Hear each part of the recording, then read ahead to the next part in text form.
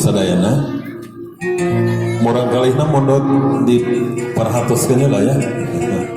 Siap mangga urang sami gua sakedik ngeunaan sajarah anu lumaku di tataran Sumedang tuk dugikeun ka ayana hayang Pangeran Tegal Kalong.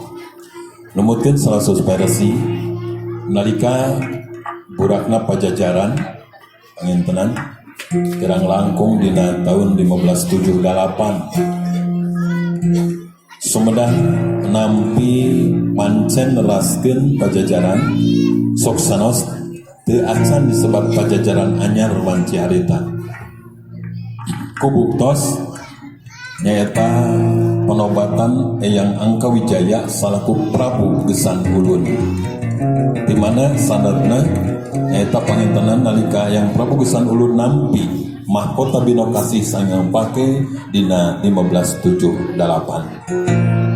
Dirunut pangintenan ku para sepuh urang sadayana diwincit